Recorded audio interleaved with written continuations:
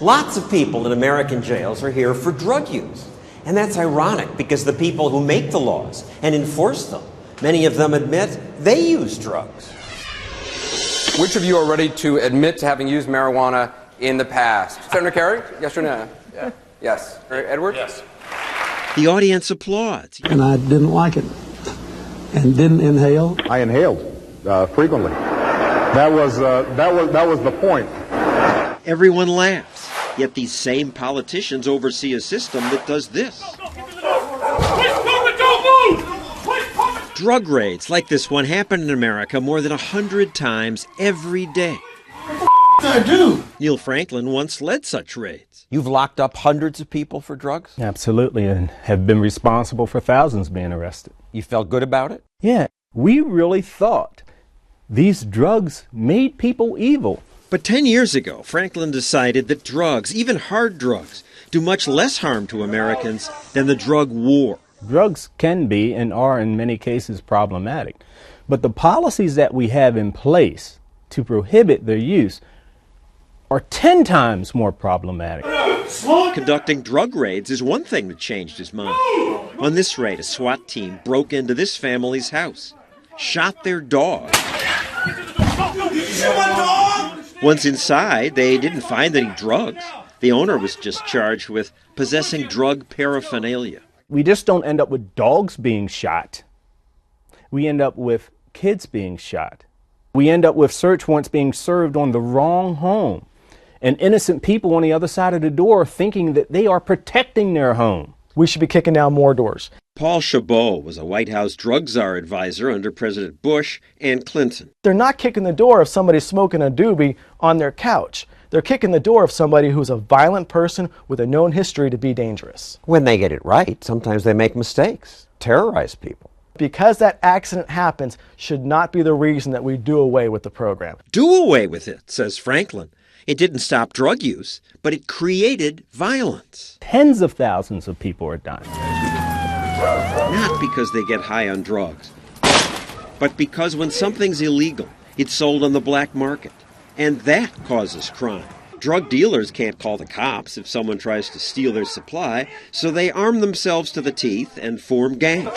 We have the violence of these gangs competing for market share, and people get hurt. Especially kids. Drug gangs constantly look for new recruits. Some of these gangs have better recruitment programs than Fortune 500 companies. They know what to say to kids. He demonstrated how they recruit kids. Check this out. Look what I got on my feet, man. Wouldn't you like a pair of these? Just run right over there to Foot Locker, get yourself a pair. When you get up, come back and show me them, man. Okay, kid comes back, man, they looking good, man. Wouldn't you like to be able to buy a pair of them every week? Man, if you hang out with me, this is what you could be. You could have this. A few days later, the dealer sees the kid again. What, you dissing me or what, man? You know you owe me. Well, you offered me sneakers. You got my $120? Oh, you don't? Okay, well, here's what you got to do. You hold this for me. That's all you got to do for me, all right? Just stand here. Just stand here and let me know when 5-0 comes, and you'll get to keep the sneakers. I got you. And if drugs were legal, people assume there would be more of that. No, so you don't understand. It is the policy of prohibition that causes that environment. We don't have these kids on the corner, you know, I got a fifth of Jack Daniels here for you. You want that? Jack Daniels is sold by businesses in safe, well-lit places. There's no violence here because this is legal. But there used to be violence in places like this. Gangsterism was a natural sequel. Violent crime is why America ended its 9 years of alcohol prohibition. Al Capone, commissar of vice and corruption. We created organized crime. Al Capone. Organized crime existed well before Prohibition. But much less of it. Here's the murder rate about 80 years ago. It rose when alcohol was banned, dropped when it became legal again. If we were to do away with our drug laws and just sort of legitimize narcotic use in this country by saying let adults do what they do, we know statistically the drug usage numbers are going to skyrocket. But we don't know that. People think were it not for drug laws, drug abuse would be rampant. But Portugal decriminalized all drugs 10 years ago, and the number of abusers did not skyrocket. Actually, they have. In Portugal, which people often talk about today as a success, it's actually a blatant failure. We went to Portugal. He's just wrong. We had a huge problem with drug use. This man is Portugal's drug czar. We had around 100,000 people hooked on heroin. 15 years ago, heroin users shot up in the streets and junkies set up tent cities. Then, instead of doing what we've done, they tried something different. They decriminalized every drug. Crack, heroin, you name it. Is legalization. We have the most liberal model in the world. Drug use is treated more like a parking ticket than a crime.